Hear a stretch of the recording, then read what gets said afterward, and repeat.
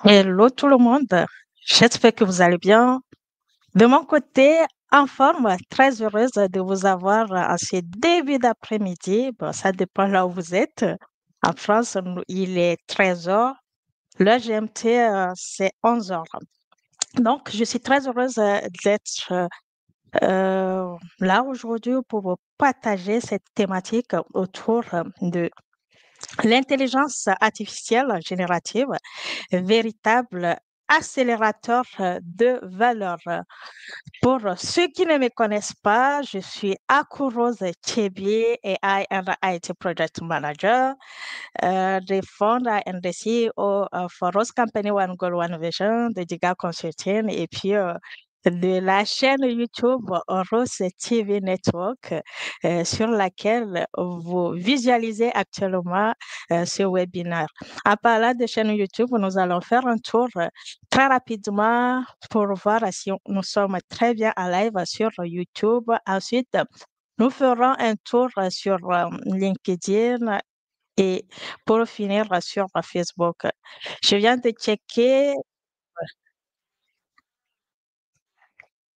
Nous sommes très bien en live sur notre chaîne YouTube Rose TV Network. Si vous n'êtes pas encore abonné à cette chaîne, n'hésitez pas à le faire très rapidement. Ensuite, sur LinkedIn, nous sommes très bien en live également sur LinkedIn. Je vais juste republier le live pour être dans les feeds. Let's go. C'est fait.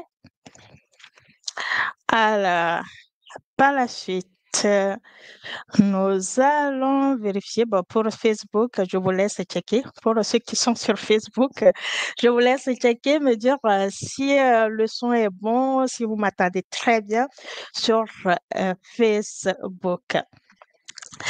Alors, donc, comme je le disais en intro, nous allons partager ce webinaire autour de l'intelligence artificielle, véritable accélérateur de valeur.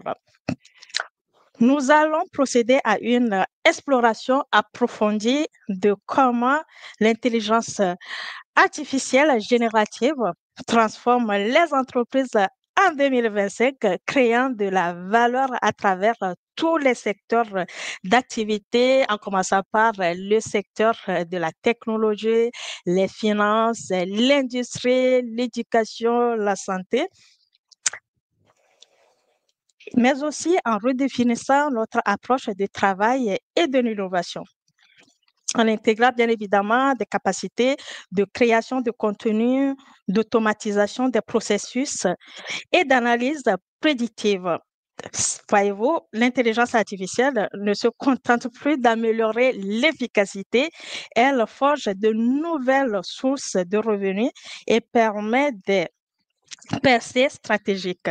Cette technologie, bien évidemment, s'impose comme un catalyseur fondamental, remodelant les paradigmes opérationnels et offrant des opportunités sans précédent pour la croissance et l'avantage concurrentiel dans un paysage économique en constante évolution. Sans plus tarder, je vais vous partager mon écran. J'espère que vous voyez très bien mon écran et je rappelle que vous pouvez participer à ce webinaire. Vos réflexions, vos analyses, vos questions, vos suggestions nous intéressent. Donc, utilisez la session des commentaires pour y participer.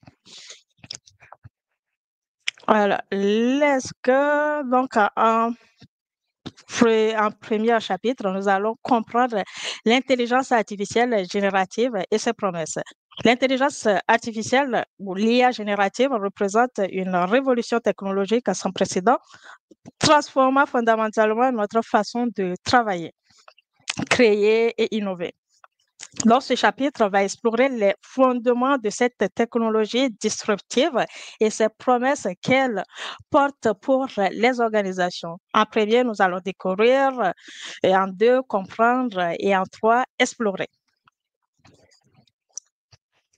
Le sort figurant de l'intelligence artificielle générative ou l'IA générative. En 2025, nous sommes en 2025, l'intelligence artificielle, je vais quand même faire un peu de l'historique parce que j'aime beaucoup l'histoire.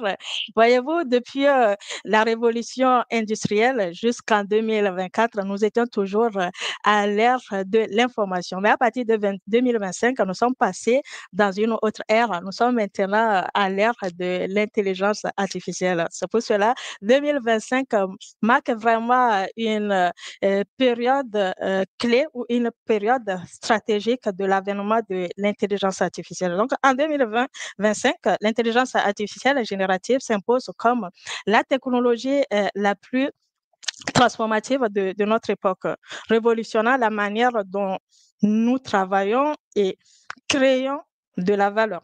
Je rappelle que 400 millions d'utilisateurs hebdomadaires pour ChatGPT. Voilà, donc on a 400 millions de personnes qui utilisent au quotidien ChatGPT, témoignant d'une adoption sans précédent. Je suis sûre que vous aussi, vous avez déjà utilisé ChatGPT, ceux qui sont là actuellement. N'hésitez pas à nous dire dans la section des commentaires quelle IA vous utilisez au quotidien, que ce soit ChatGPT, les LM ou tout autre modèle d'intelligence artificielle que vous utilisez au quotidien, que ce soit pour votre utilisation personnelle ou professionnelle.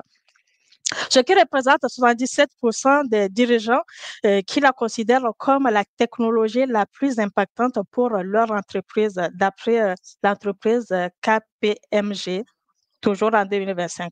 Donc, cela représente une promesse triple, c'est-à-dire transformer radicalement la créativité, catalyser la productivité et révolutionner la prise de décision à tous les niveaux organisationnels. Alors, ce qui montre que même les grands groupes utilisent l'intelligence artificielle générative dans leur prise de décision, ce qui va leur permettre d'être beaucoup plus productifs, mais aussi prédire les fluctuations ou même tous les leviers autour du système organisationnel dans les entreprises.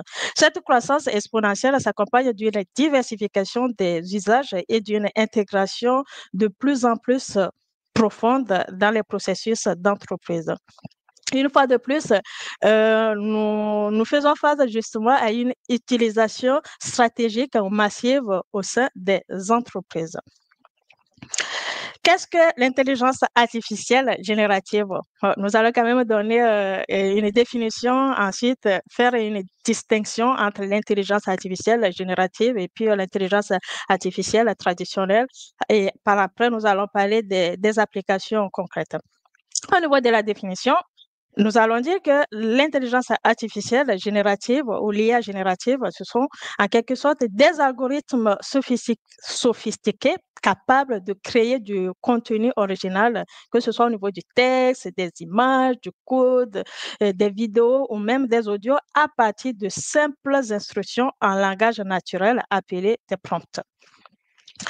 Distinction importante, l'IA générative actuelle reste une IA faible, spécialisée dans des tâches précises. C'est-à-dire, quand on veut quelque chose vraiment de très précis, on va mettre un prompt qui va nous générer justement ce dont on a besoin. Donc, c'est beaucoup plus spécifique, beaucoup plus précis. Et non une IA forte capable de conscience et d'intelligence générale. Non? Donc là, on n'est pas dans le général, on est vraiment dans des cas spécifiques des use cases qui demeurent la plupart du temps théoriques. Au niveau des applications concrètes, génération automatique de contenu, marketing, personnalisé bien évidemment, synthèse instantanée de rapports volumineux, assistant virtuel, capable de conversation nuancée, création de prototypes visuels. Contrairement aux IA classiques qui analysent et prédisent, l'IA générative crée du contenu original, ouvrant des possibilités inédites d'augmentation des capacités humaines. Pour résumer cette partie-là, c'est que l'IA générative va beaucoup plus dans la précision, On lui donne un sujet où on lui dit, bah, généralement, un site Internet dans le domaine du marketing ou dans le domaine. euh, alors, l'autre qui dit, euh, merci pour l'initiative. Moi, j'utilise Copilot. OK, super. Bien noté pour Ouloud qui utilise Copilot. Et donc, l'IA générative va aller beaucoup plus dans la partie spécifique, dans la partie précise, contrairement aux IA classiques qui vont aller dans l'analyse beaucoup plus prédictive. N'hésitez pas, hein, si vous avez des questions là-dessus, à utiliser la session des commentaires pour participer. L'intelligence au service de la création. L'intelligence artificielle générative ne remplace pas en aucun cas l'humain. Elle amplifie ses capacités en libérant son temps et sa créativité pour des tâches à plus haute valeur ajoutée. L'alliance entre l'intelligence artificielle et l'humain représente le véritable potentiel transformatif. Donc, on veut dire sur cette partie que l'intelligence artificielle ne vient en aucun cas remplacer l'humain comme on l'a pu constater ou écouter sur certains discours. Non, en aucun cas, l'intelligence artificielle ne vient pas remplacer l'humain. Elle vient juste amplifier ses capacités en libérant bien évidemment son temps et sa créativité pour des tâches à plus haute valeur ajoutée. Donc, l'intelligence artificielle vient en quelque sorte permettre à l'humain de se libérer hein, des tâches répétitives et de se concentrer sur des tâches qui nécessitent beaucoup plus de la valeur ajoutée.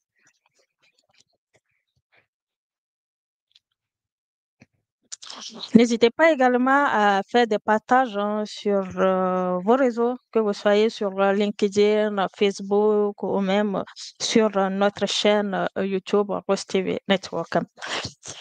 Chapitre 2, l'IA générative, moteur concret de création de la valeur. En réalité, au-delà des promesses théoriques, l'IA générative s'impose déjà comme un moteur tangible de création de valeur pour les organisations qui savent l'exploiter de façon stratégique. Donc, dans ce chapitre, nous allons explorer les mécanismes concrets par lesquels cette technologie transforme les opérations et stimule l'innovation. Nous examinerons bien évidemment des applications pratiques qui génèrent des résultats mesurables en termes d'efficacité opérationnelle, d'expérience client, de croissance du chiffre d'affaires. Donc, nous parlerons de technologie avec le R&D et innovation clé de les cas d'usage ou les use cases avec application concrète et en trois, voir les résultats création de valeur mesurable.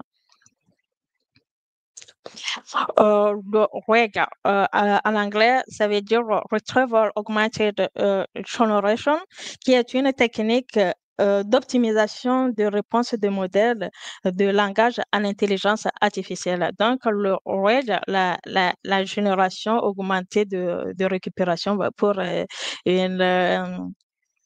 une explication, et un synonyme un peu en français. Voilà, c'est ce que ça signifie, le RAG, le Retrieval Augmented Generation, la génération augmentée de récupération. Donc, le RAG, Retrieval Augmented Generation, représente une évolution cruciale de l'intelligence artificielle générative, particulièrement adaptée aux besoins des entreprises. Donc, le RAG, c'est une méthode qui permet notamment d'améliorer la qualité de réponse aux requêtes en permettant aux grands modèles de langage, les LLM, Large Language Model, par exemple, ChatGPT est un exemple de LLM, d'exploiter des ressources de données supplémentaires sans réentraînement. Donc, les LLM comme ChatGPT permettent en quelque sorte de faire de l'automatisation en fait de données sans pour autant se réentraîner au fait pour donner des réponses. Donc, comment le RED est utilisé pour les besoins en entreprise. Premièrement, au niveau du fonctionnement, cela permet en fait de combiner les capacités créatives de l'intelligence générative avec l'accès à des bases de données spécifiques à l'entreprise, que ce soit au niveau de la documentation interne, l'historique client, mais aussi au niveau des procédures. Avantage, ça génère des réponses précises, contextualisées et à jour ancré dans des données propres à l'organisation. Au niveau des applications, les FAQ, par exemple, produits intelligents, des supports clients personnalisés et des assistants virtuels pour des collaborateurs de la documentation technique automatisée. Donc, le Retrieval Augmented Generation réduit significativement les hallucinations de l'IA en l'ancrant dans des sources fiables, augmentant ainsi la confiance des utilisateurs et la valeur business. Alors, pour résumer, le RAG, le Retrieval Augmented Generation, va permettre justement aux entreprises de combiner en fait les capacités au niveau de leur créativité, plus spécifiquement au niveau de l'intelligence artificielle, mais aussi leur permettre d'avoir des réponses beaucoup plus précises, que ce soit au niveau de la documentation, au niveau des supports utilisateurs, mais aussi au niveau de leur assistance, hein, c'est-à-dire des assistances virtuelles très personnalisées qui seront là pour répondre aux différents besoins au niveau des clients, surtout pour les applications web ou les applications mobiles. Parlons maintenant des cas d'usage hein, en entreprise. Là, il y a une entreprise américaine appelée Sandstone Services, qui est une entreprise spécialisée dans la télécommunication qui a justement utilisé ce cas-là pour, dans un premier temps, avoir une optimisation au niveau des réunions et hyper personnalisation également côté client et puis avoir des résultats business concrets. Non, c'est une étude de cas fictifs illustrant l'impact concret de l'intelligence artificielle générative sur les résultats d'une entreprise. Encore au niveau de l'optimisation des réunions, l'intelligence artificielle va analyser en temps réel des réunions. Il va détecter également les efficacités et proposer des améliorations immédiates dans les processus décisionnels. Quel sera l'impact? L'impact sera la réduction de 30% du temps passé en réunion.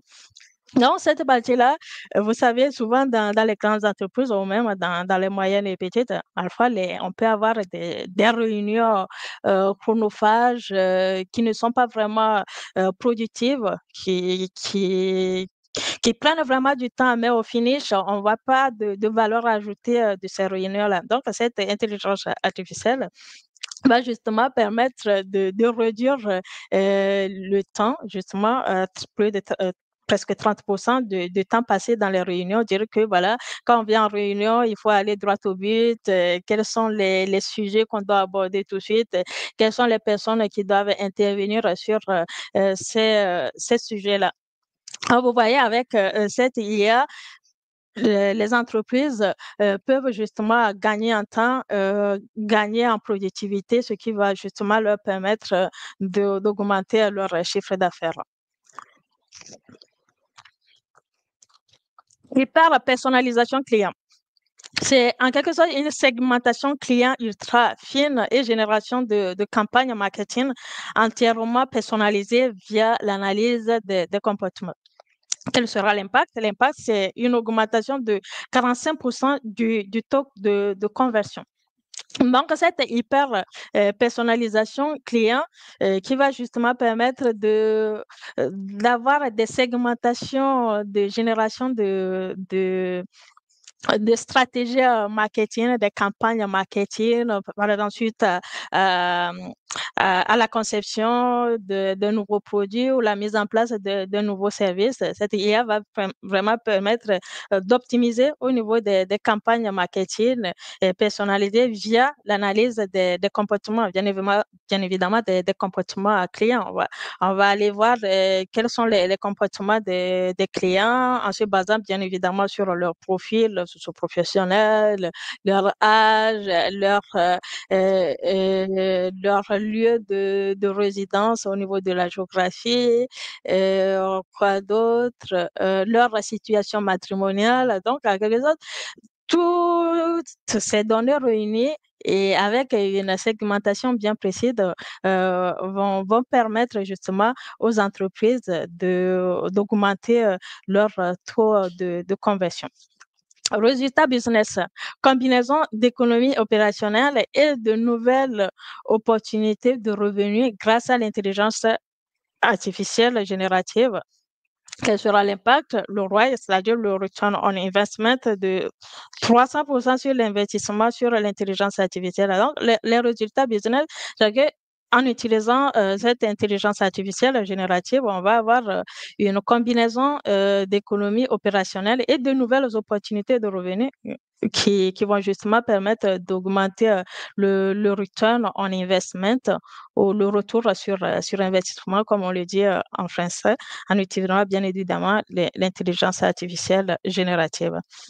Les bénéfices se manifestent à travers l'ensemble de la chaîne de valeur qui va bien évidemment se faire voir en créant bien évidemment un avantage compétitif et durable pour Sandstone Services. Donc, c'est un use case, un cas d'usage que cette entreprise a mis en place pour pouvoir créer de la valeur et avoir plus de productivité et résultat, on aura son chiffre d'affaires qui va augmenter.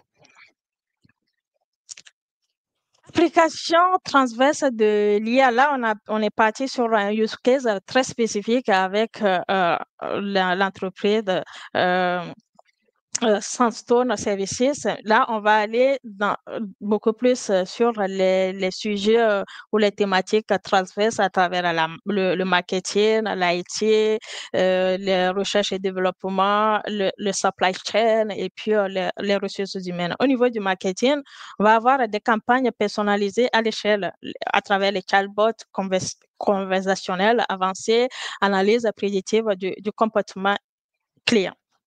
Au niveau de l'IT, on va avoir des assistants de codage intelligents, automatisation du développement, détection proactive des anomalies. Côté recherche et développement, on va constater une génération rapide de prototypes, une simulation de scénarios complexes, une accélération du développement produit. Et en parlant de supply chain, on va avoir des précisions précises de la demande, la gestion aussi proactive des risques et puis une optimisation des flux logistiques. Côté RH, les ressources humaines, il y aura bien évidemment un tri intelligent des candidatures. Début février, j'étais au AI Summit. Il y avait un use case voilà, qui a retenu toute mon attention. Les candidats pour un poste pouvaient même créer leur double au fait. C'est-à-dire, moi, je suis là, je peux créer un autre Akuro TV qui va se présenter en entretien, qui va bien évidemment faire une bonne présentation, qui va bien évidemment répondre très bien aux questions plus que le Akuro TV naturel. Ce qui montre que même au niveau des ressources humaines, pour les recrutements et tout, on peut utiliser l'intelligence artificielle ou même côté RH aussi. Supposons que une responsable des ressources humaines a plusieurs entretiens à la fois. Elle peut avoir son clone voilà, qui va, par exemple, faire un entretien à 14 heures et puis avoir un autre qui fait un entretien avec un autre candidat à 14 heures, à 14 heures au même moment. Mais Toutefois, il va avoir des biais puisque c'est pas avec un humain que vous parlez, c'est avec justement une intelligence artificielle. Donc, il faut beaucoup aussi faire attention sur ce côté-là. Formation personnalisée des collaborateurs et l'amélioration de l'engagement interne. Donc, ce sont les bienfaits que l'intelligence artificielle générative peut apporter côté ressources humaines. En gros, l'intelligence artificielle générative démontre une polyvalence exceptionnelle, s'adaptant aux besoins spécifiques de chaque fonction de l'entreprise, tout en facilitant la collaboration transversale. Si vous avez euh, applications transverses ou les use cases spécifiques dans d'autres domaines, n'hésitez pas à les partager avec nous dans la session des commentaires. Cela nous permettra justement de voir les cas spécifiques ou les cas transverses qu'on peut avoir dans différents domaines. Croissance de productivité générative, là, je vais vraiment zoomer ça pour vous permettre une bonne visualisation. Alors, sur ce graphique, j'ai essayé de prendre 6 secteurs d'activité et montrer en fait l'impact que l'intelligence artificielle peut avoir dans ces secteurs-là. Donc, en abscisse, on va avoir les secteurs et puis on a donné le gain de productivité en pourcentage. Quand je prends le premier secteur, qui est le secteur des technologies, et qui va jusqu'à 45% au niveau du gain de productivité. Au niveau des services financiers, nous allons avoir un gain de productivité allant jusqu'à 38%. Au niveau de la santé, on va avoir un gain de productivité qui va jusqu'à 35%. Et puis, au niveau de l'éducation, on a un gain de productivité qui va à 28%. Côté commerce, on va avoir un gain de productivité à 25%. Et pour finir, en industrie, on va avoir un gain de productivité qui va jusqu'à 22%. Cela montre l'impact sur la productivité dans ces différents secteurs, en partant du secteur des technologies, des services financiers, la santé, l'éducation, le commerce et puis l'industrie. Donc, cet impact sur la productivité varie selon les secteurs, mais tous bénéficient significativement, bien évidemment, de l'adoption de l'intelligence artificielle générative. Et ces gains proviennent bien évidemment principalement de l'automatisation des tâches qui sont la plupart du temps répétitives, de l'assistance à la décision et de l'accélération des processus créatifs. Ce secteur a forte intensité cognitive et créative. Je vais parler des technologies, des services financiers, montre des gains les plus importants, mais même les secteurs traditionnels voient les améliorations substantielles. On parle des secteurs traditionnels, on va parler du commerce et puis de l'industrie qui restent les secteurs classiques. Chapitre 3, qui va être le dernier chapitre que nous allons aborder sur l'intelligence artificielle générative, c'est les défis. Quels vont être les défis clés pour réussir l'adoption à grande échelle? Je rappelle que vous pouvez participer à ce webinaire. C'est un moment de partage et d'apprentissage. Oh, certainement, vous aussi, vous utilisez l'IA générative au quotidien, même parfois si on ne le sait pas. Donc, n'hésitez pas à partager avec nous votre retour sur expérience, les applications spécifiques ou des applications de façon transverse dans la session des commentaires. Vos questions aussi sont les bienvenues. Quels sont les défis clés pour réussir l'adoption à grande échelle? Voyez-vous, malgré le potentiel transformatif de l'intelligence artificielle, son adoption à grande échelle se heurte à des défis significatifs. Alors, dans ce troisième et dernier chapitre autour de l'intelligence artificielle générative, nous allons explorer les obstacles courants et proposer bien évidemment des stratégies concrètes pour les surmonter en s'appuyant bien évidemment sur les meilleures pratiques des organisations pionnières. Voyez-vous, la réussite va résider dans une approche équilibrée entre ambition technologique, pragmatisme opérationnel et responsabilité éthique. L'éthique, c'est très important. Tout à l'heure, je vous donnais l'exemple avec les ressources humaines. Donc, c'est là, on aura vraiment besoin de l'éthique côté RH. Au niveau des obstacles majeurs à l'adoption et état des lieux, malgré l'enthousiasme généralisé, l'intégration effective de l'intelligence artificielle générative reste un défi majeur. Parce que 95% des projets d'IA générative en entreprise restent au stade pilote. J'ai pris l'exemple de Eurogroup Consulting en 2025. Seulement 12% des organisations déclarent une adoption à grande échelle. Donc, malgré le marketing, la communication autour de l'intelligence artificielle générative, il y a encore des défis à surmonter ou même des entreprises qui peinent ou qui hésitent justement à utiliser cette nouvelle technologie autour de leurs différentes problématiques. On constate également un délai moyen entre le pilote et le déploiement complet qui atteint parfois jusqu'à 18 mois. C'est-à-dire le délai entre piloter et puis déployer qui va jusqu'à 18 mois. C'est-à-dire on met en place euh, euh, une ERP ou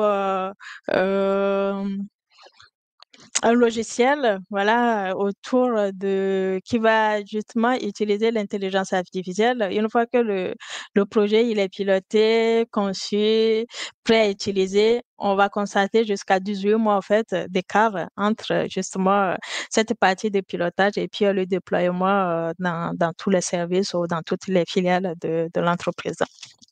Principales bannières, vous allez avoir des bannières sur le plan technologique, c'est-à-dire une intégration au système existant, qualité des données et puis gouvernance. Donc, les entreprises aussi sont très méfiantes sur cette partie-là au niveau des intégrations, au niveau des systèmes déjà existants et puis au niveau de la qualité des données, les données déjà existantes également et puis pour finir au niveau de la gouvernance. Côté organisationnel, on constate des silos, le manque de compétences et puis l'absence de stratégie claire. Sur le plan humain, on a des bannières au niveau de la résistance au changement et des craintes pour l'emploi qui restent très méfiants.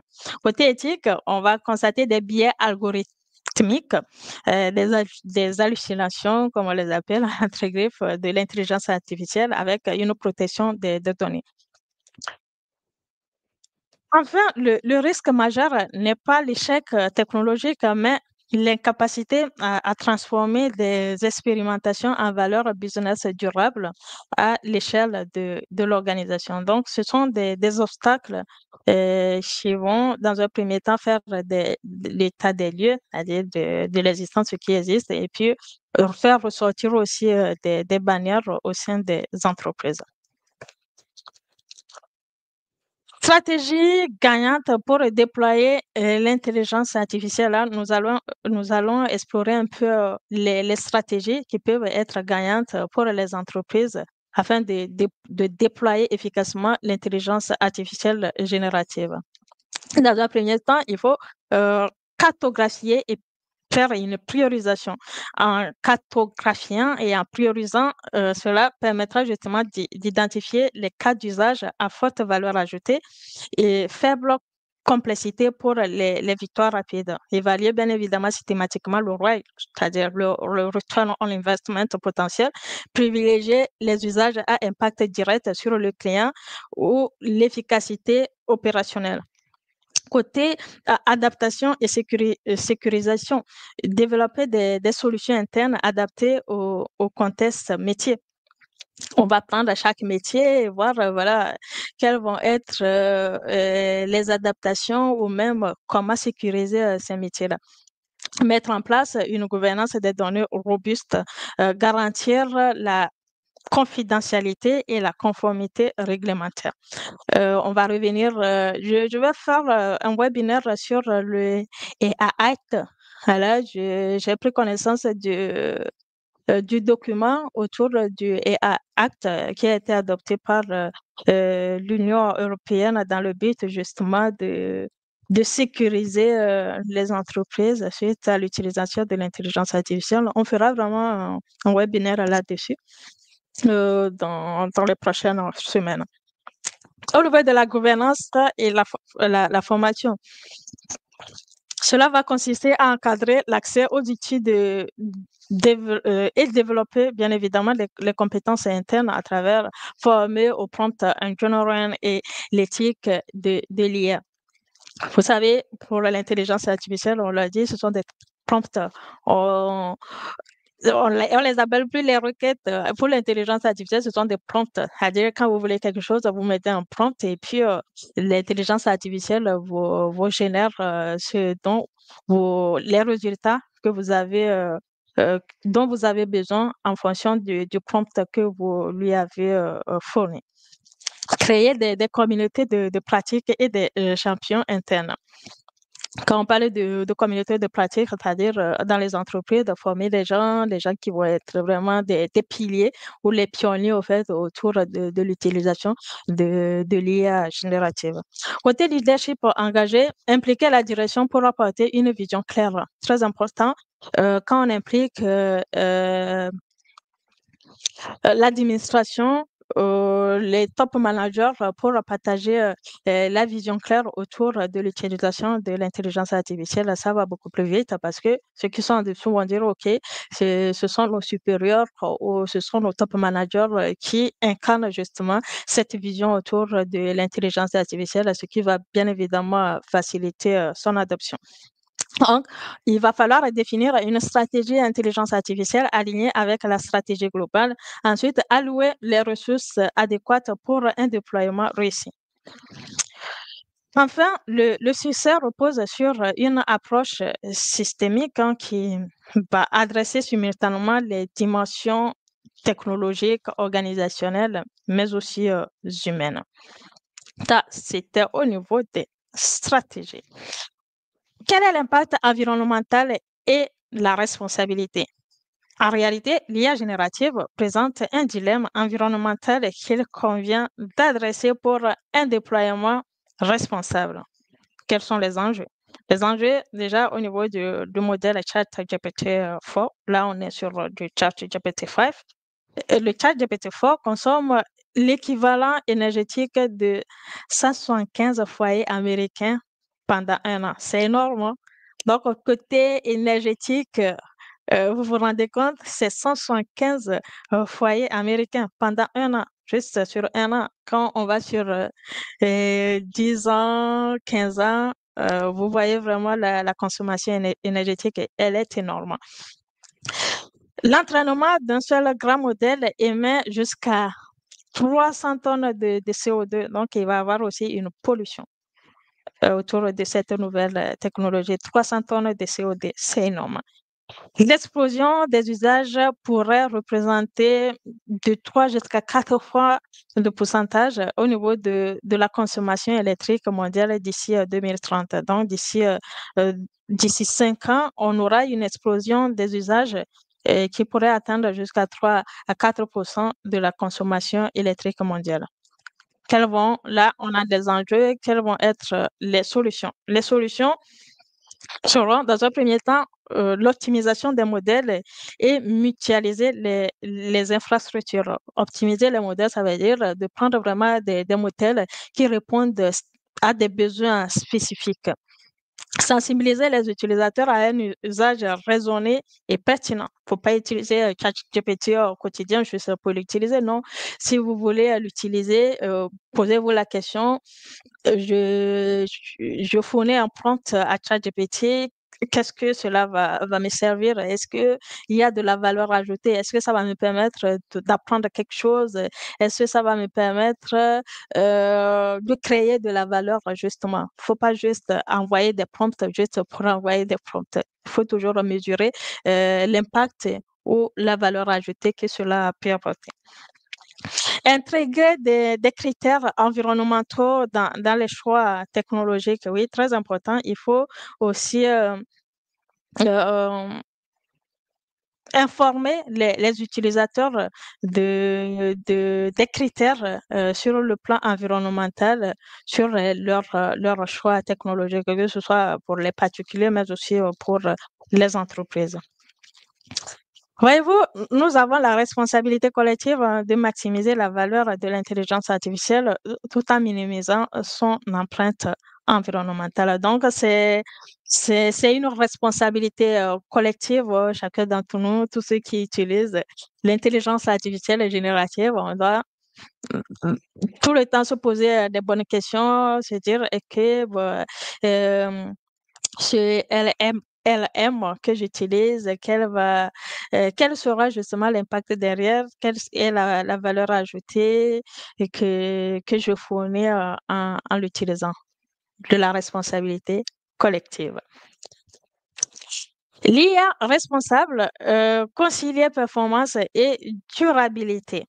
Le défi pour les organisations n'est pas seulement d'adopter l'intelligence artificielle générative, mais de le faire de manière éthique et durable. Donc, l'objectif, ce n'est pas de l'adopter juste pour l'adopter.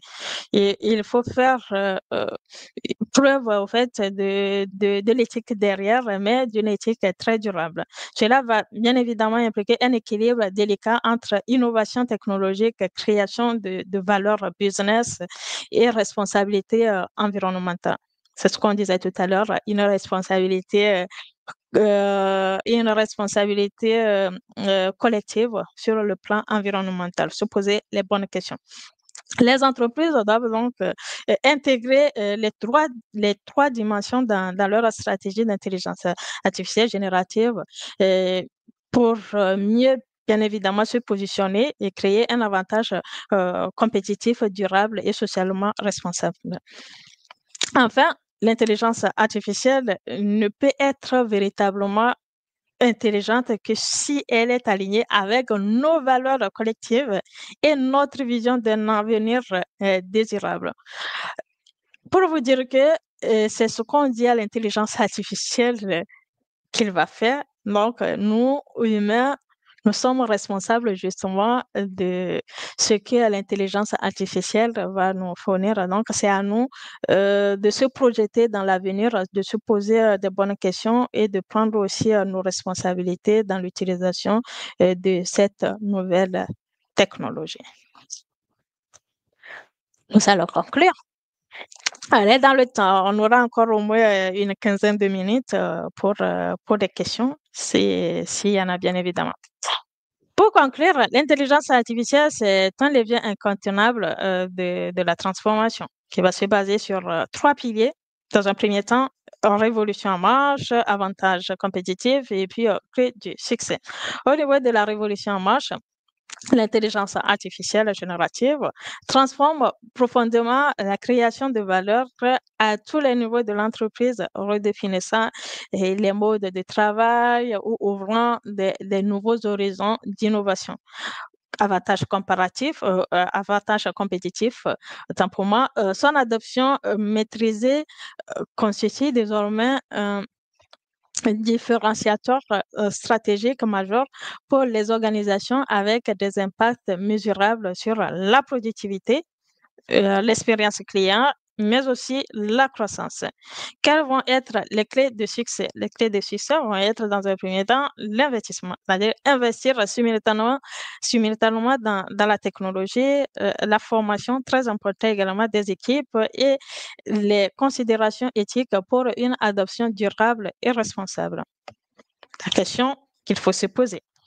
Êtes-vous prêt à accélérer votre transformation avec l'intelligence artificielle générative? La question n'est plus de savoir si votre organisation adoptera l'intelligence artificielle générative, mais comment et à quelle vitesse vous parviendrez à exploiter tout le potentiel pour créer un avantage compétitif durable. Pour ce faire, les leaders de demain vont se distinguer dès aujourd'hui par leur capacité à intégrer, bien évidemment, stratégiquement, cette technologie transformative. Nous sommes arrivés à la fin de ce webinaire qui nous a pris 45 bonnes minutes, mais nous avons encore 15 minutes, puisque c'est souvent 1 heure. Nous avons encore 1 heure, je dis 1 heure, 15 minutes plutôt, de temps avec nous. Et ce temps, nous allons l'utiliser pour répondre aux questions. Alors, la question, comment les PME peuvent intégrer cette IA pour augmenter leur clientèle et accroître leur chiffre d'affaires? Très bonne question de la part les PME, c'est-à-dire les petites et moyennes entreprises. L'intelligence artificielle va beaucoup jouer un rôle au sein des PME, vous savez, les très petites structures où il n'y a pas vraiment des ressources humaines derrière. Donc, avec l'utilisation de l'intelligence artificielle, ça va déjà vous permettre de faire beaucoup plus du marketing, hein. Au lieu d'aller sur Google Ads et payer presque 400 € pour une publicité marketing, justement, vous allez utiliser, par exemple, ChatGPT, vous le mettez en prompt. Par exemple, si vous êtes dans le domaine du textile, supposons que vous vendez des habits de seconde main, hein. Vous dites à ChatGPT, OK, j'aimerais que tu me fasses une campagne publicitaire en disant que je fais de la promo. Mes produits que je vendais, par exemple, à 200 ou 300 €, bah, pour le de fois que tu es au Togo, je vais aller en francs CFA. Les produits que je vendais à 1000 francs CFA, fais-moi une campagne publicitaire pour dire à mes clientèles cibles que je vais diminuer ces prix-là à 50%. Donc, les produits qui étaient à 1000 francs CFA vont passer à 500 francs CFA. Et vous allez voir que ChatGPT va vous fournir vraiment un plan, hein, de stratégie en marketing, de campagne publicitaire et que vous allez utiliser tout de suite pour créer justement des posts, que ce soit à travers vos réseaux sociaux ou même créer des visuels côté graphique pour faire votre campagne publicitaire. Alors, cette intelligence ou cette nouvelle technologie qui est l'intelligence artificielle générative va justement permettre aux PME, aux TPE-PME de gagner en temps et de pouvoir cibler justement leur clientèle pour promouvoir leurs produits et services. J'espère avoir répondu à votre question, Madame Ouloud Maman. Alors, la seconde, son impact environnemental est tellement énorme à l'heure où les voix s'élèvent pour réduire les émissions de CO2. Oui, effectivement, c'est la raison pour laquelle je parlais justement d'une utilisation responsable, d'une utilisation collective responsable avant d'utiliser ChatGPT ou tous les LLM, Large Language Model. Posez-vous les bonnes questions. Est-ce que ce prompt que je m'apprête à demander à ChatGPT, quelle est la valeur ajoutée? Qu'est-ce que ça va me rapporter et qu'est-ce que ça apporte à mon entreprise, à ma structure? Donc, se poser les bonnes questions. Parce que voilà, d'une part, c'est une bonne technologie. D'autre part, il va avoir des effets comme l'émission en CO2, la consommation aussi énergétique. Et je trouve que en Afrique, cela va être encore complexe puisque pour l'intelligence artificielle, on voit qu'il y a vraiment une très forte consommation en énergie. Donc, par exemple, si je prends le cas du Togo, déjà, on peine à à fournir de l'électricité dans tous les coins, par exemple, du pays. Et donc, l'utilisation déjà de l'intelligence artificielle, ça va être encore un gros défi à relever parce que nous ne sommes pas autonomes ou indépendants en ce qui concerne l'énergie. Donc, ajouter l'intelligence artificielle au quotidien, ça va être encore un gros défi. Moi, je proposerais plutôt de régler justement euh, notre indépendance en ressources énergétiques avant de pouvoir vraiment se projeter dans l'utilisation de cette nouvelle technologie qui est l'intelligence artificielle générative. J'espère avoir répondu à la deuxième question de Oulo de Maman. La troisième, quelle solution pour compenser les dégâts? Ça revient toujours, hein, les solutions, c'est la responsabilité de tout et chacun d'entre nous. Et je vais encore répéter la même chose avant de l'utiliser, d'installer un large euh, language model. Il faut se poser la question, quel va être le return on investment et quelle va être la valeur ajoutée derrière? Qu'est-ce que ça va me rapporter? Est-ce que voilà, ça va me permettre d'augmenter mon chiffre d'affaires? Est-ce que ça va permettre à mes équipes d'être beaucoup plus productives? Est-ce que ceci, est-ce que cela? Se poser les bonnes questions avant de pouvoir l'utiliser. Parce qu'à chaque utilisation, c'est une consommation d'énergie, d'énergie énorme. Donc, pour éviter justement ces dégâts-là, il faut se poser les bonnes questions et puis adopter aussi les habitudes au niveau de l'éthique et puis de l'éco-responsabilité. Voilà pour répondre euh, à la troisième question. De toutes les façons, on l'a déjà, on l'a déjà, c'est une technologie qu'on a déjà, on peut plus, bien évidemment, s'en débarrasser. Donc, c'est à nous maintenant de pouvoir mettre des stratégies ou des leviers, des perspectives en place pour ne pas l'utiliser à l'excès et ce qui peut entraîner des effets néfastes dans l'avenir.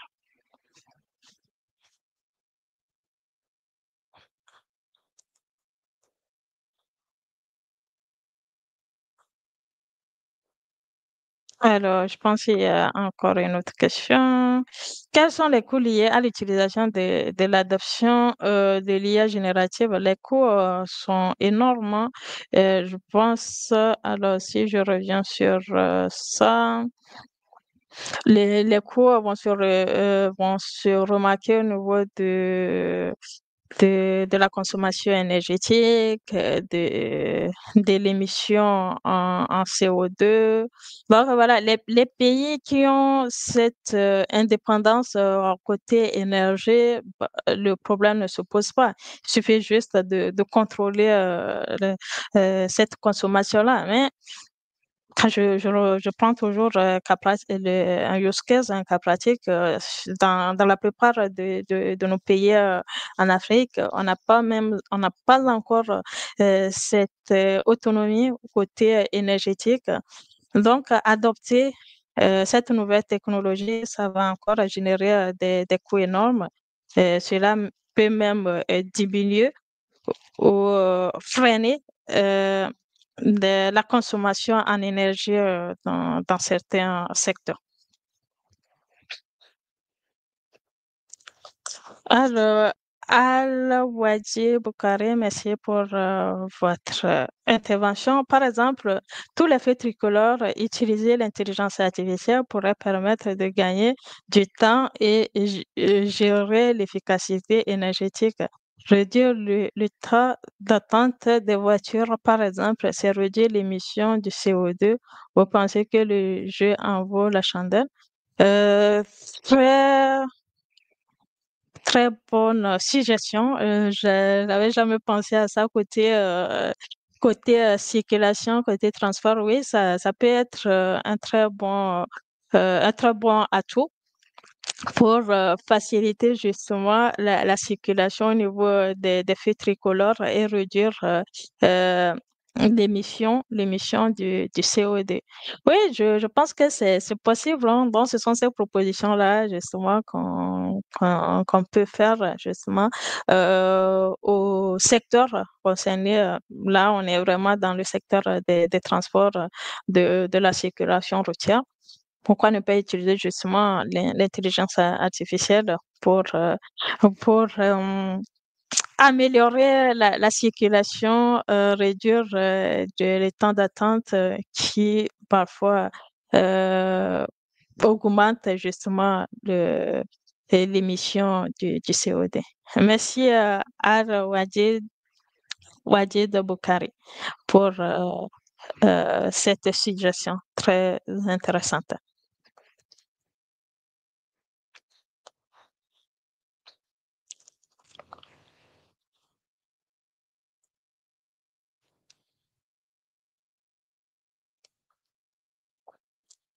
Nous avons encore 5 minutes, ça me fera encore plaisir de lire vos partages qui sont vraiment très, très, très intéressantes. Alors, au niveau de protection des données des entreprises, à l'heure où le piratage prend de l'ampleur, c'est pour cela que je vous parlais justement du AI Act. Je ferai un webinaire là-dessus. Je suis en train justement de me documenter là-dessus. Donc, dès que j'aurai euh, toutes les informations nécessaires là-dessus, je ferai un webinaire là-dessus. Et vous voyez, avec l'intelligence artificielle aussi, il y a les sujets autour de la cybersécurité qui se développent. Il y a beaucoup de professionnels, d'experts en cybersécurité qui alertent justement chaque jour sur les défis autour de la cybersécurité suite à l'adoption de l'intelligence artificielle dans les grandes institutions ou même au sein des entreprises. Donc, oui, il y a vraiment un travail conséquent à faire autour de la cybersécurité pour protéger les données au sein des entreprises, mais aussi au sein des grandes institutions. Je pense qu'il y a un an, ouais, j'avais même participé à un atelier sur la cybersécurité que j'ai trouvé très intéressant où on montre justement aux responsables, aux chefs d'entreprise comment faire face aux cyberattaques avec l'avènement de l'intelligence artificielle.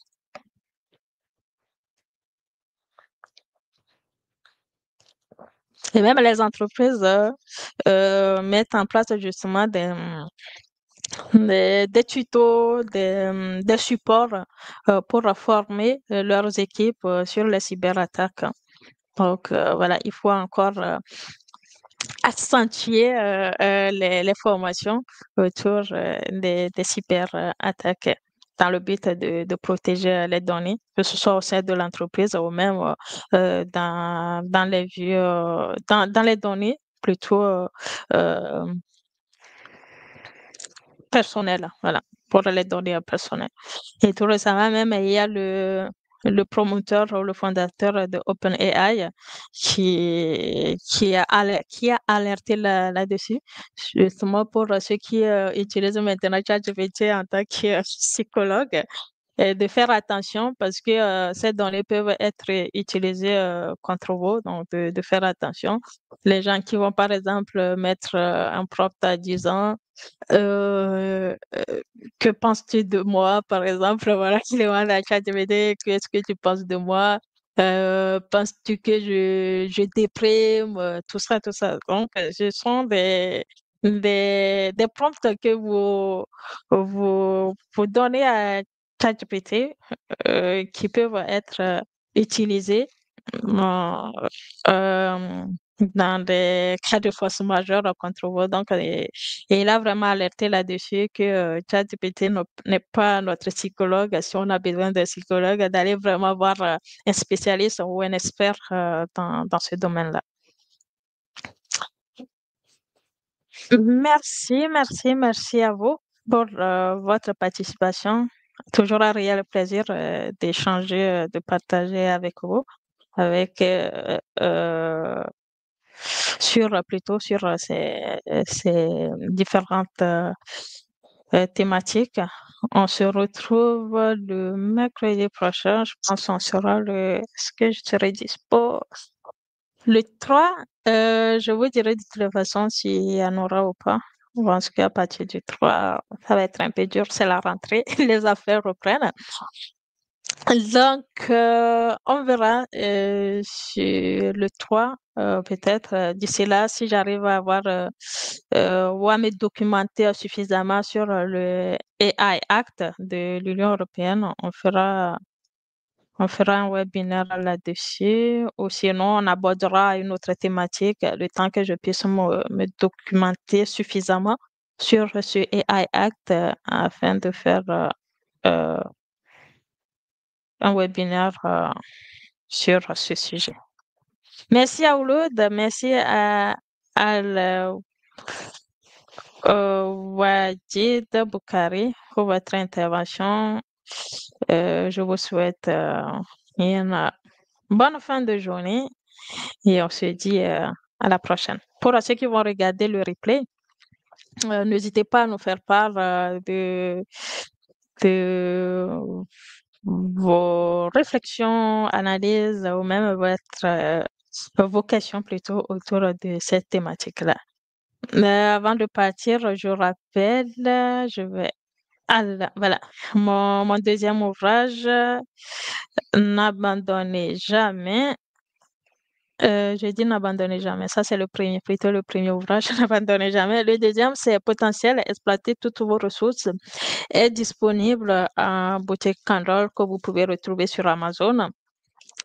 Donc, n'hésitez pas à passer la précommande, ce qui vous permettra bien évidemment d'être parmi les premiers à l'avoir à sa sortie prévue le 15 décembre 2025. J'ai hâte de vous faire lire cette nouvelle pépite.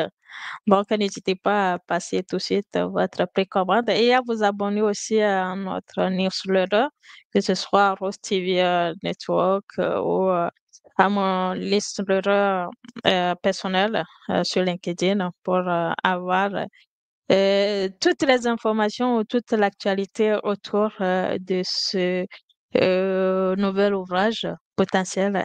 Exploiter toutes vos ressources. Merci et à très bientôt.